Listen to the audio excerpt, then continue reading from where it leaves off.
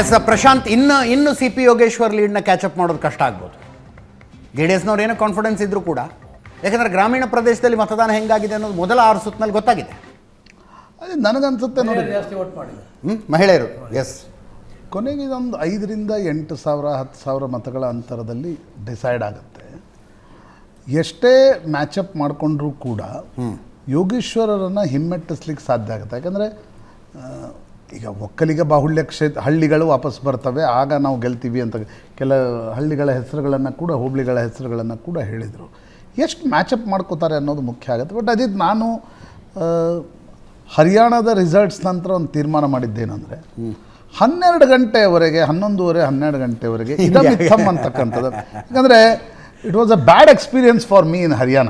S yes ಅಂದರೆ ನಾವೇನು ಕಾಂಗ್ರೆಸ್ ಗೆಲ್ಲುತ್ತೆ ಅಂತ ಮಾತಾಡಿ ಕಾಂಗ್ರೆಸ್ ಏಕಾಏಕಿ ಬಿಜೆಪಿ ಅವ್ರು ಬೌನ್ಸ್ ಬ್ಯಾಕ್ ಆಗ ಏಕಾಏಕಿ ಬಿಜೆಪಿ ಅವ್ರು ನನಗಿನ್ನೂ ನೆನಪಿದೆ. ಆದರೆ ಕೆಲವೊಂದು ಸಲ ಬರೀ ರಾಜಕಾರಣಿಗಳಿಗೆ ಅಷ್ಟೇ ಅಲ್ಲ, ಪತ್ರಕರ್ತರಿಗೂ ಪೋಲ್ಸ್ಟರ್ಸ್ಗಳಿಗೂ ಚುನಾವಣೆಗಳು ಪಾಠಗಳಾಗ. ಎಸ್ ಎಸ್ ಎಸ್ ಅಂದರೆ ನಮ್ಮ ಮುಖಕ್ಕೆ ಅಪ್ಪಳಿಸ್ತಕ್ಕಂಥದ್ದು ಹರಿಯಾಣದಲ್ಲಿ ನೋಡಿದ ಮೇಲೆ ಹೌದು 12 ಗಂಟೆವರೆಗೆ ಕಾಯೋದು ಒಳ್ಳೆಯದು. ಈ ಇಡೀ ಚುನಾವಣೆಯ ಫಲಿತಾಂಶದ ಪ್ರಕ್ರಿಯೆಯಲ್ಲಿ what I have decided is, but still ನನ್ನೊಂದು ಅಭಿಪ್ರಾಯ ಅಂದರೆ ಬಿಜೆಪಿ ಗೆಲ್ಲುತ್ತೆ ಅಂತ ಮಾತಾಡಿದಾಗ ಕಾಂಗ್ರೆಸ್ ಗೆಲ್ಲುತ್ತೆ ಅಂತ ಮಾತಾಡಿದಾಗ ಬಿಜೆಪಿ ಗೆಲ್ಲೋದು, ಎರಡನೆಯದ್ದು ಪತ್ರಕರ್ತರ ಪಾಲಿಗೆ ಓಕೆ. ಅದು ಎರಡನೇದು ಪತ್ರಕರ್ತರ ಪಾಲಿಗೆ ಓಕೆ. ನೋಡಿ ನನ್ನ ಅನುಭವ ಪ್ರೀಪೋಲ್ ಅಲ್ಲ, ಬಿಫೋರ್ ದಿ ಪೋಲಿಂಗ್ ಎಲ್ಲರೂ ಜಾರ್ಖಂಡ್ ಬಿಜೆಪಿ ಸ್ವೀಪ್ ಅಂತ ಹೇಳಿದ್ರು. ವಾರಸ್ ಇಲ್ಲಿ ನೆಕ್ ಟು ನೆಕ್ ಫೈಟ್ ಉಂಟು ಅಂತ ಹೇಳಿ ಮಹಾರಾಷ್ಟ್ರ ಇಲ್ಲಿ ನೆಕ್ ಟು ನೆಕ್ ಫೈಟ್ ಇಲ್ಲ, ಎಲ್ಲ ಒನ್ ಸೈಡ್ ಆಯ್ತು. ಇಲ್ಲಿ ಹೇಳಿದ್ರೆ ಎಗೇನ್ಸ್ಟ್ ಆಯ್ತು. ಜಾರ್ಖಂಡ್ ಇಸ್ ಗೆಟಿಂಗ್ 2/3 ಅಲ್ಲಿ, ಅರ್ಥ ಆಯ್ತಲ್ಲ, ಲೆಕ್ಕ ನಿಯರ್ಲಿ 2/3 ಇಲ್ಲ, end we can not say, but ನಾನು ಸೇರಿ ಜನಗಳಿಗೆ ಒಂದು ಮೈಂಡ್ ಅನ್ನು ಯಾರಿಗೂ ಪ್ರೆಡಿಕ್ಟ್ ಮಾಡ್ಲಿಕ್ಕೆ ಆಗುದಿಲ್ಲ. ಆಕ್ಚುಲಿ ಭಾರಿ ಕಷ್ಟ, ಯಾವ ಹಗರಣಗಳು. ಬಟ್ ಈಗ ಇದನ್ನ ಹೆಂಗೆ ವ್ಯಾಖ್ಯಾನ ಮಾಡ್ತೀರಿ? ಈಗ ನಾವು ಲೋಕಸಭಾ ಚುನಾವಣೆಯ ನಂತರ ಗ್ಯಾರಂಟಿಗಳು ವರ್ಕ್ ಆಗಲ್ಲ ಅಂದ್ರೆ, ಗ್ಯಾರಂಟಿಗಳ ಕಾರಣದಿಂದ ಕಾಂಗ್ರೆಸ್ಗೆ ಏನೊಂದು 17-18 ಬರಬೇಕಿತ್ತು, ಅದು ಬರ್ತಾ ಇಲ್ಲ ಅಂತ ಹೇಳಿದ್ರು. ಇವತ್ತಿನ ಫಲಿತಾಂಶಗಳು ಏನು ಹೇಳ್ತಾರೆ? ರಾಮೂರ್ತಿ ಸರ್, ನಾಗೇಂದ್ರ ಸರ್ ಒಂಚೂರು ಈ ಕಡೆ. ಎಸ್, ಇವತ್ತಿನ ಫಲಿತಾಂಶಗಳು ಏನು ಹೇಳ್ತಿವೆ? ಮುಂದಿನ 1 ದಶಕಗಳ ಕಾಲ guarantee will going to stay in Indian politics. ಮಹಾರಾಷ್ಟ್ರದ ಫಲಿತಾಂಶ ಏನು ಹೇಳ್ತಾ ಇದೆ? ಏಪ್ರಿಲ್ ಮೇನಲ್ಲಿ 0.95% of difference between Mahavikas Aghadi and Mahayuti. Vikas Aghadi ಅದರಲ್ಲಿ ಮುಂದಿರುತ್ತೆ, 42% ಇರುತ್ತೆ, ಇವರು 41.05 ಇರ್ತಾರೆ. 31 ಸೀಟ್ ಮಹಾವಿಕಾಸ್ ಅಘಾಡಿಗೆ, 17 ಸೀಟು ಮಹಾಯುತಿಗೆ. ಜೂನ್ 28ಕ್ಕೆ ಅಜಿತ್ ದಾದಾ ಪವಾರರ ಬಜೆಟ್ ಬರುತ್ತೆ.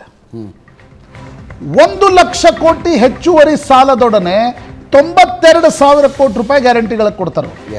ಅದರಲ್ಲಿ 46,000 ಕೋಟಿ ಲಾಡ್ಕಿ ಬಹಿಣಕ್ಕೆ ಕೊಡ್ತಾರೆ. 4 ತಿಂಗಳಲ್ಲಿ ಚುನಾವಣೆಗಳು ನಡೀತವೆ. ಈಗ ನೋಡಿ, ಕರ್ನಾಟಕದಲ್ಲೂ 84-85 ನಡೆದಿತ್ತು, ಆಗ ರಾಮಕೃಷ್ಣ ಹೆಗಡೆ ನಾಯಕತ್ವ ಇತ್ತು. ಹಾಗೆ ಏನೊಂದು ಪಾಪ್ಯುಲರ್ ನಾಯಕತ್ವ ಏನು ಮಹಾರಾಷ್ಟ್ರದಲ್ಲಿ ಇರಲಿಲ್ಲ. ದೇವೇಂದ್ರ ಫಡ್ನವೀಸ್ ಪಾಪ್ಯುಲರ್ ನಾಯಕರಾದರೂ ಕೂಡ ಜಾತಿಯ ಕಾರಣದಿಂದ ಒಂದಿಷ್ಟು ಸೆಟ್ ಬ್ಯಾಕ್ ಇತ್ತು.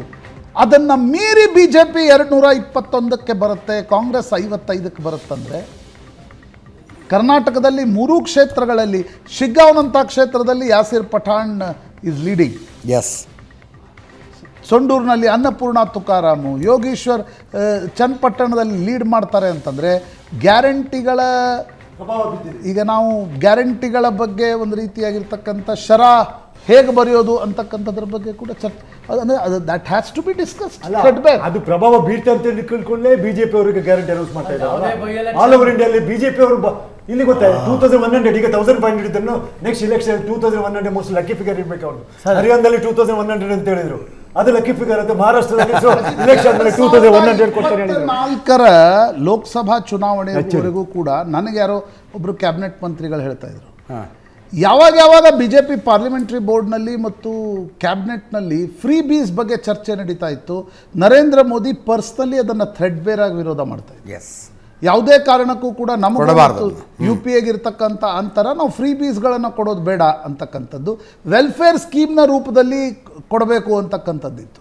ಬಟ್ ನನಗನ್ಸುತ್ತೆ ಯಾವಾಗ ಅವ್ರಿಗೆ 240 ಬಂತು, ಅವರು ಹರಿಯಾಣದಲ್ಲೇ ತೀರ್ಮಾನ ಮಾಡಿದರು, ನೀವೇನಾದರೂ ಮಾಡ್ಕೊಳ್ಳಿ ಗ್ಯಾರಂಟಿಗಳನ್ನು. ಯಾಕಂದರೆ ಅಂತಿಮವಾಗಿ ಪೊಲಿಟಿಕಲ್ ಪಾರ್ಟಿಗಳಿಗೆ, ಈಗ ನಮಗೆ ಚಾನೆಲ್ಗಳಿಗೆ ಏನು ಮಹತ್ವ ಇರುತ್ತೆ? ರೇಟಿಂಗ್ ಮಹತ್ವ ಇದ್ದೇ ಇರುತ್ತೆ. ಈಗ ಅದೇ ರೀತಿ ಪೊಲಿಟಿಕಲ್ ಚುನಾವಣೆಗಳು. ಪಾರ್ಟಿಗಳಿಗೆ ಚುನಾವಣೆ ಗೆಲ್ಲೋ ಮಹತ್ವ ಇರುತ್ತೆ.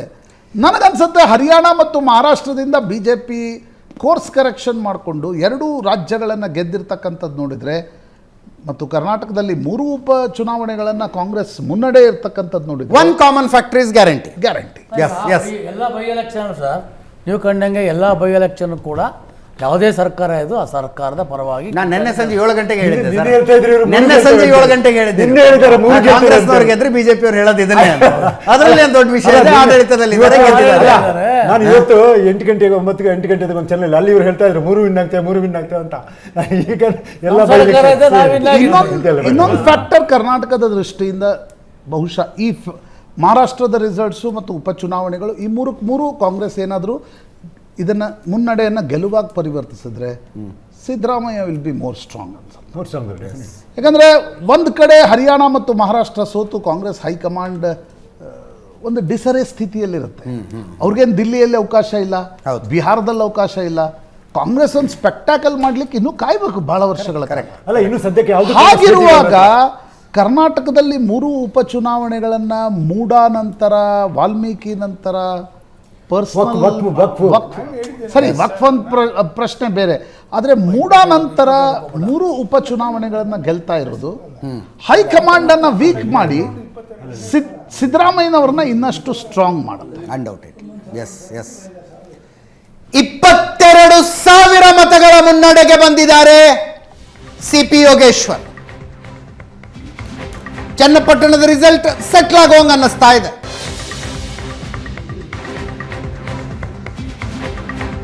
ಸಿಪಿ ಯೋಗೇಶ್ವರ್ ಗೆಲ್ತಾರೆ, ಎಷ್ಟು ಲೀಡ್ ಅನ್ನೋದು ಡಿಸೈಡ್ ಆಗಬೇಕು ಅನ್ನೋ ಥರಕ್ಕೆ ಬಂತಿದ್ದು. 22,000 ಮತಗಳ ಅಂತರಕ್ಕೆ ಸಿಪಿ ಯೋಗೇಶ್ವರ್ ಕಂಫರ್ಟಬಲ್ ಲೀಡಿಗೆ ಬಂದಿದ್ದಾರೆ.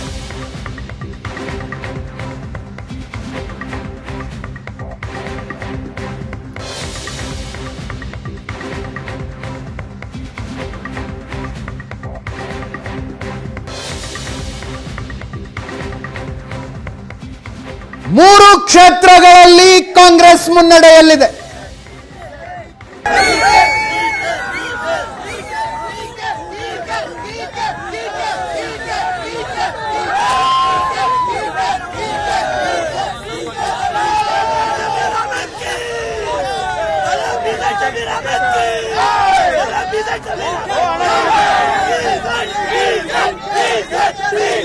ಸಾವಿರ ಮತಗಳಿಂದ ಯೋಗೀಶ್ವರ್ ಮುನ್ನಡೆಯಲ್ಲಿದ್ದಾರೆ.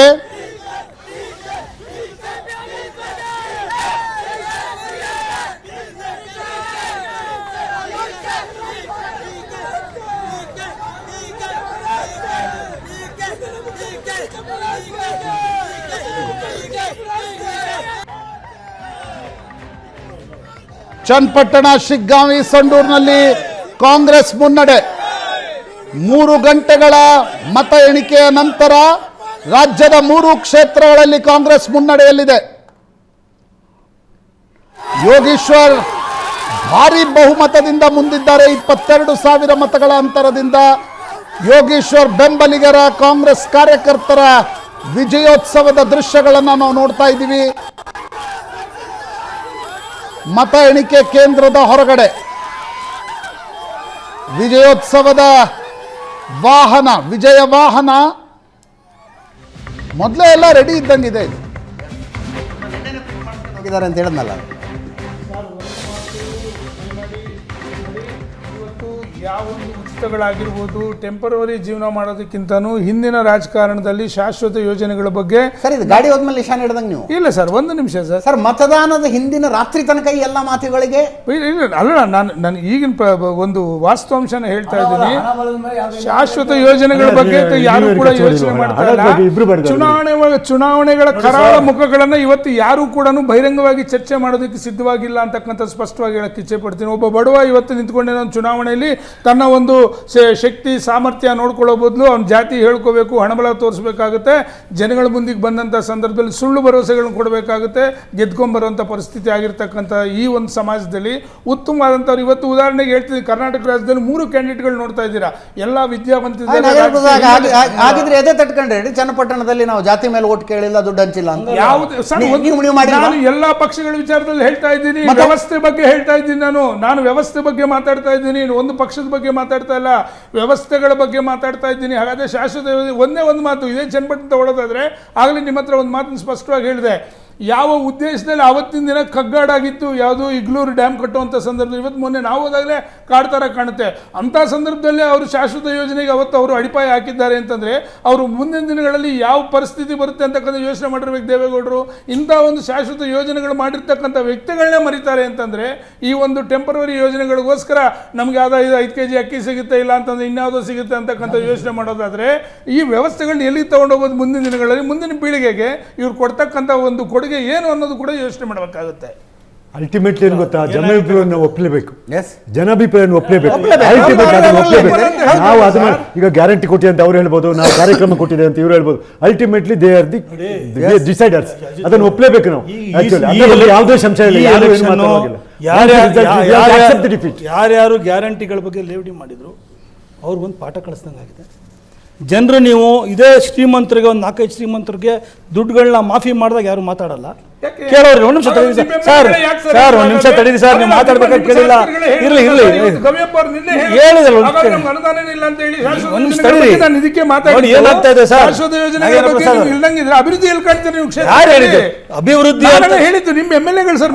ಅಭಿವೃದ್ಧಿ ಅಂತಂದ್ರೆ ಬರೀ ಒಂದು ಇಂಟ್ರೆಸ್ಟಿಂಗ್ ಹಿಂಗೆ ಸ್ಟ್ಯಾಟಿಸ್ಟಿಕ್ಸ್ ಮಹಾರಾಷ್ಟ್ರಕ್ಕೆ ಸಂಬಂಧಪಟ್ಟಂತ ಹೇಳ್ತೀನಿ. The vote difference between Mahayuti and Maha Agadi is 14.07%. Huge ಮುನ್ನಡೆ. ನೆನ್ನೆ ಎಕ್ಸಿಟ್ ಪೋಲ್ ನಲ್ಲಿ 8% ಅಂದಾಗ್ಲಿ ಎಷ್ಟು ಡಿಫರೆನ್ಸ್, ಅವ್ನು 100% ನಾನು 8% ಡಿಫರೆನ್ಸ್ ಲೋಕಸಭಾ ಚುನಾವಣೆಯಲ್ಲಿ ಲೋಕಸಭಾ ಚುನಾವಣೆಯಲ್ಲಿ 0.95% ಇತ್ತು. ಈಗಿನವರೆಗಿನ ಕೌಂಟಿಂಗ್ ಅನ್ನ ತೆಗೆದುಕೊಂಡಾಗ ಬಿಜೆಪಿ 24.39 ಇದೆ, ಶಿಂದೆ ಸೇನೆ 12.63 ಇದೆ, ಅಜಿತ್ ದಾದಾ ಪವಾರ್ 11.48 ಇದ್ದಾರೆ. 46.50% ಅಂದರೆ ಹೆಚ್ಚು ಕಡಿಮೆ ಅಜಿತ್ 5% ಸ್ವಿಂಗ್ ಬಿಜೆಪಿಗೆ, ಅಂದರೆ ಮಹಾಯುತಿಗೆ.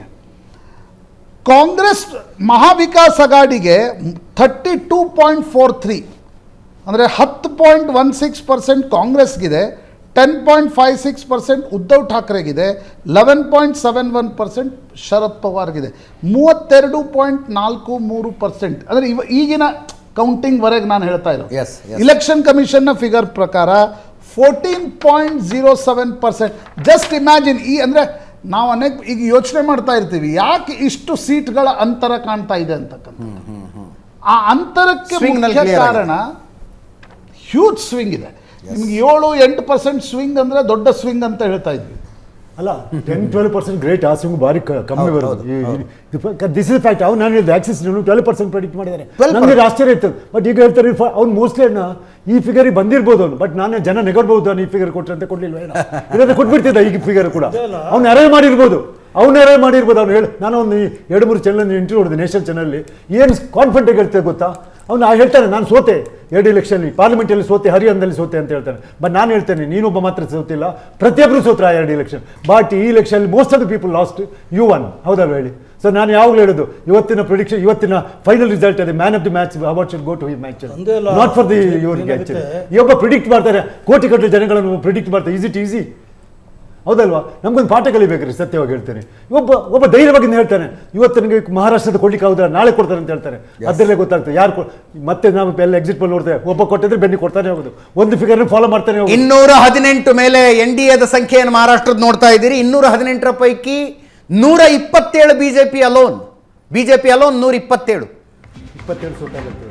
149 ಕ್ಷೇತ್ರದಲ್ಲಿ ಸ್ಪರ್ಧೆ ಮಾಡಿ 127 ಗೆದ್ಕೊಳ್ಳೋದು ಅಂದ್ರೆ ಬರೀ 18 ಸಿಕ್ಕರು ಸಾಕು ಬಿಜೆಪಿ ಏಕಾಂಗಿಯಾಗಿ ಅಧಿಕಾರ ಬಟ್ ಈಗ ಅದರ್ಸ್ 20 ಇದ್ದಾರೆ ಅಲ್ಟಿಮೇಟ್ ಮಾಡಲ್ಲ but ಅಲ್ಲ, ಸುಮ್ನೆ ಹೇಳೋದು. ಅದರ್ಸ್ 20 ಇದ್ದಾರೆ. ಅಲ್ಲಲ್ಲ, Maharashtra election ultimate winner is BJP.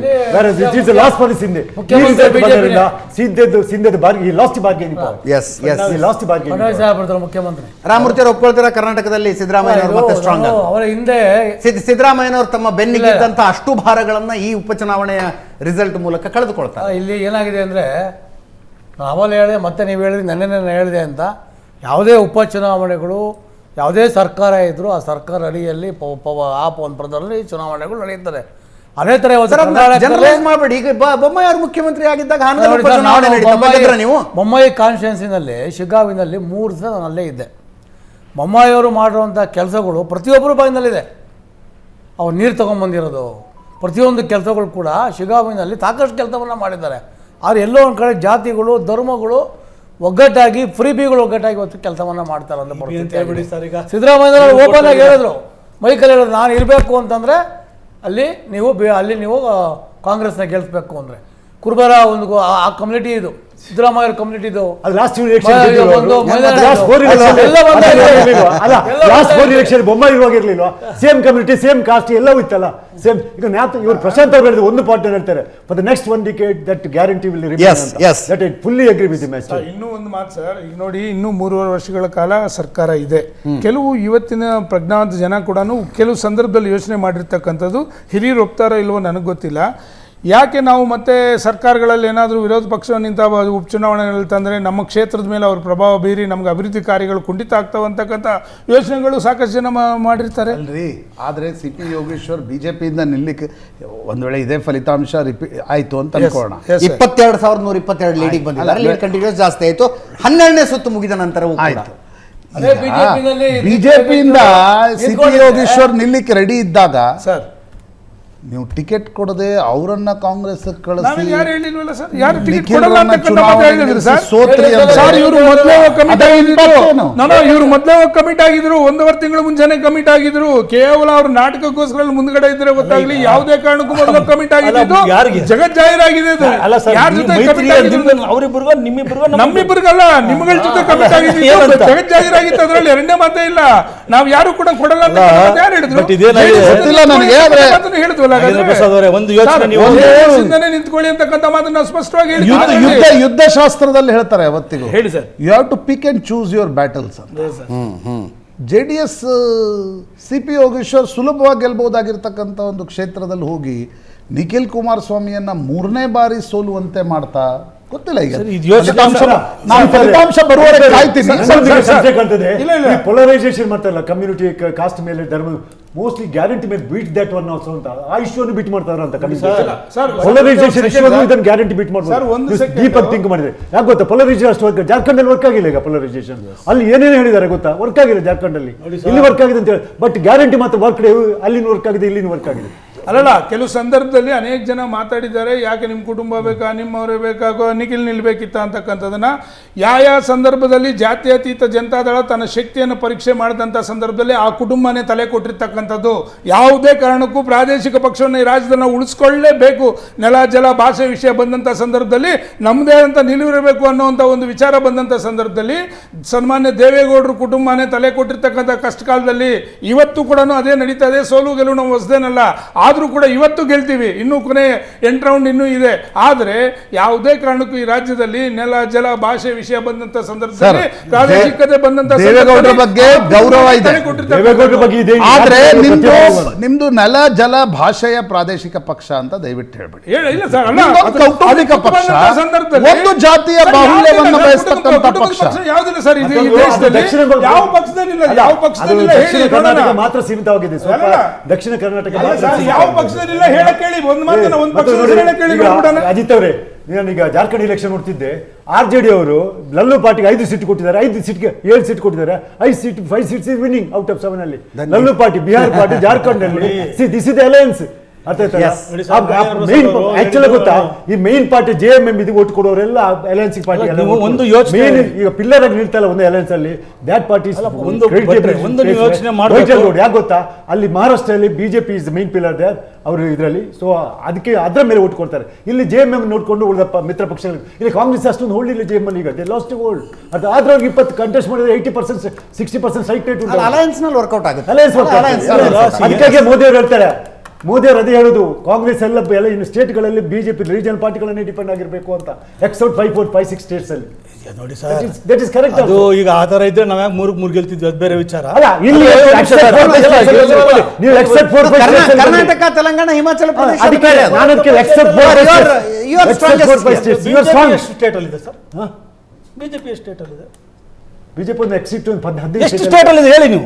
ಒಂದು 12 ಸ್ಟೇಟ್ ಅಲ್ಲಿ CM ಇದ್ದಾರೆ. ಯಾರ್ಯಾರು ಯಾರು ಹೇಳ್ಬೇಕು ನಿಮ್ಗೆ? ಹೇಳ್ಬೇಕಾ? ಈಗ ಇದಾಯ್ತಲ್ಲ, ರಾಜಸ್ಥಾನ, ಮಧ್ಯಪ್ರದೇಶ್, ಛತ್ತೀಸ್ಗಢ, ಹರಿಯಾಣ, ನಿಮ್ಮ ಇದು ಹಿಮಾಚಲ ಪ್ರದೇಶ. ನಾನು ಹೇಳ್ತೀನಿ, ಹಿಮಾಚಲ ಪ್ರದೇಶ ನೀವಿರುದು 3 ಸ್ಟೇಟ್ ಅಲ್ಲ. ನೀವು ನೇರ ಇರೋದು ಎಲ್ಲಿ? ನೇರ ಇರೋದು ಎಲ್ಲಿ ಸರ್? ನೇರ ಇರೋದು ಕರ್ನಾಟಕ. ನೀವು ಸುಮ್ಮನೆ ಈ ತರ ಜನರಲೈಸ್ ಮಾಡಿ ಮಾತಾಡೋದಲ್ಲ. ನೇಷನ್ ವೈಡ್ ನೋಡಿದ್ರೆ ಒಂದು ಟೈಮ್ ಅಲ್ಲಿ ನಾರ್ತ್ ಈಸ್ಟ್ ಅಲ್ಲಿ ನೀವು ಎಲ್ಲ ಸ್ಟೇಟ್ ರೂಲ್ ಮಾಡ್ತಿದ್ದೀರಿ. Not even single state is Suraj, ನೇರ ಇರುವಲ್ಲಿ ನೋಡಿ, ಅಸ್ಸಾಂನಲ್ಲಿ ನೀವು ಸೋತ್ರಿ, ಅರುಣಾಚಲ ಪ್ರದೇಶ, ಮಣಿಪುರ, ಮಹಾರಾಷ್ಟ್ರ ಇವತ್ತು ಸೋತ್ರಿ, ಗುಜರಾತ್ ನೀವು ಸೋತ್ರಿ, ಮಧ್ಯಪ್ರದೇಶ್ ನೀವು ಸೋತ್ರಿ, ಛತ್ತೀಸ್ಗಢ ನೀವು ಸೋತ್ರಿ, ರಾಜಸ್ಥಾನ್ ನೀವು ಸೋತ್ರಿ, ಉತ್ತರಾಖಂಡ್ ನೀವು ಸೋತ್ರಿ. ಮಣಿಪುರ, ನೇರ ಅಲ್ಲ, ಚಿಕ್ಕ ರಾಜ್ಯಗಳನ್ನು ಬಿಡಿ, ದೊಡ್ಡ ರಾಜ್ಯಗಳಲ್ಲಿ ಇಡೀ ನೀವು 2 ರಾಜ್ಯಕ್ಕೆ ಸೀಮಿತವಾಗಿ ಬಂದ್ರಿ, ಇಡೀ ದೇಶವನ್ನ ಆಳಿದ್ರಿ. ಇವತ್ತು ನಿಮ್ಮ ಪರಿಸ್ಥಿತಿ ಎಲ್ಲಿದೆ? ಹಾಗಾದ್ರೆ ಪ್ರಾದೇಶಿಕ ಪಕ್ಷಗಳು ಹಿಡ್ಕೊಂಡೆ ನೀವು ಇವತ್ತು ನಡೆಸ್ತಾ ಮಾತಾಡಿ. ನೀವು ಯಾರು ಕಾಂಗ್ರೆಸ್ ಮುಕ್ತ ಮಾಡ್ತೀನಿ ಅಂತ ಹೊರಟಿದ್ದೀರಿ? ಅದಾಗುದಿಲ್ಲ. ಆಯ್ತಾ? ನಾವಲ್ಲ ಸರ್, ಜನ ಮಾಡಿಲ್ಲ. ಜನ ತೀರ್ಮಾನ ತಗೊಂಡಿರೋದು. ಜನಕ್ಕೆ ನೀವು ಜನ ವಿರೋಧಿ ನೀತಿಗಳು ಅನುಸರಿಸಿದ್ರೆ ಜನ ನಿಮ್ಮನ್ನು ನಾವು ಮಾಡಿಲ್ಲ. ನಿಮ್ಮ ಫೇಲ್ಯೂರ್ಸ್ ನಾವು ಜನರಿಗೆ ಹೇಳ್ತಾ ಇದ್ದೀವಿ.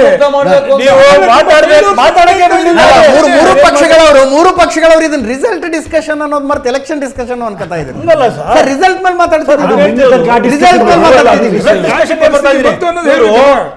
ನಂಬರ್ಸ್ ಆರ್ ನಂಬರ್ಸ್ ರೀ. ಹೌದು ಸರ್, ಡೆವಲಪ್ಮೆಂಟ್ ಅಂತ ವಿಚಾರ ಬಂದಾಗ human resource development development sir, ಇಲ್ಲಿ ಏನಾಗಿದೆ, ನಾವು ಜನಗಳಿಗೆ ಕೊಟ್ಟಾಗ ಜನಗಳಿಗೆ ತಾನೇ ದುಡ್ಡು ಹೋಗ್ತಾ ಇದೆ, ಡೆವಲಪ್ಮೆಂಟ್ ಆಗ್ತಿರೋದು.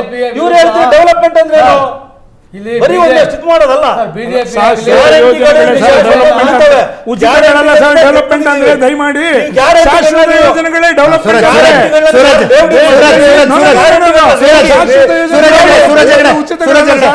ನಿಮಗೆ ಖುಷಿ ಆಗುತ್ತೋ, ಅವ್ರಿಗೆ ಖುಷಿ ಆಗುತ್ತೋ, ಅಥವಾ ಜನರಿಗೆ ಖುಷಿ ಆಗುತ್ತೋ ಇಲ್ಲೋ ಗೊತ್ತಿಲ್ಲ. ಪತ್ರಕರ್ತರಾದಂಥವ್ರು ನಾವು ಇಂಥ ವಿಷಯಗಳಲ್ಲಿ ಬ್ಲಂಟ್ ಸ್ಟ್ಯಾಂಡ್ ತೆಗೆದುಕೊಳ್ಬೇಕು, ತೆಗೆದುಕೊಳ್ತೀವಿ. ನಾವು 2,000 ರೂಪಾಯಿ ಕೊಡೋದನ್ನ ಅಕೌಂಟ್ಗೆ ಹಾಕೋದು ಹ್ಯೂಮನ್ ಡೆವಲಪ್ಮೆಂಟ್ ಅನ್ನೋದಾರ 4,000 ಹಾಕ್ರಿ, ಡಬಲ್ ಡೆವಲಪ್ಮೆಂಟ್ ಆಗುತ್ತೆ. ಡಬಲ್ ಆಗುತ್ತೆ ಡೆವಲಪ್ಮೆಂಟ್. ನಾನು ಅವ್ರಿಗೂ ಹೇಳೋದು 6,000 ಹಾಕಿ ಡಬಲ್ ಆಗುತ್ತೆ ಡೆವಲಪ್ಮೆಂಟ್. 6,000 ಹಾಕಿ ಡೆವಲಪ್ಮೆಂಟ್ ಡಬಲ್ ಆಗುತ್ತೆ. ಅಜಿತ್ ಅವರೇ, ಒಂದು ನಿಮಿಷ ತಡೀರಿ. ಅಕ್ಕಿ ಈ ದೇಶದಲ್ಲಿ ಒಂದು ದೊಡ್ಡ ಆಸ್ಪಿರೇಷನಲ್ ಕ್ಲಾಸ್ ಹುಟ್ಕೊಂಡಿದೆ ಸರ್. ಅಕ್ಕಿ ಅದನ್ನ ಅಡ್ರೆಸ್ ಮಾಡೋದ್ರ ಬಗ್ಗೆ ಚಿಂತನೆ ಮಾಡಿ. ಅಕ್ಕಿ ಡೈರೆಕ್ಟ್ ಆಗಿ DBT 99% ಕೊಡ್ತಿರೋದು, ಡೈರೆಕ್ಟ್ ಬೆನಿಫಿಷಿಯರಿ ಟ್ರಾನ್ಸ್ಫರ್. ಯಾರ ಬಗ್ಗೆ ಬರ್ತಿಲ್ಲ.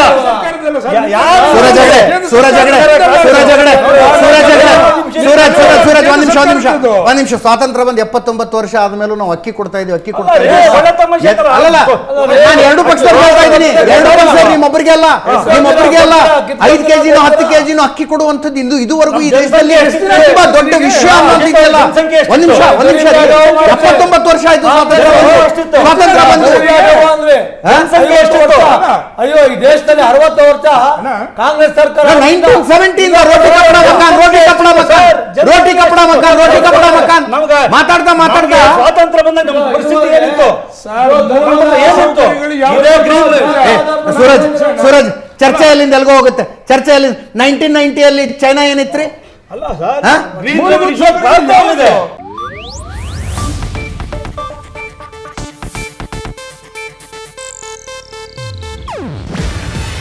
ಇದು ಏಷ್ಯಾನೆಟ್ ನ್ಯೂಸ್ ನೆಟ್ವರ್ಕ್ ಪ್ರಸ್ತುತಿ.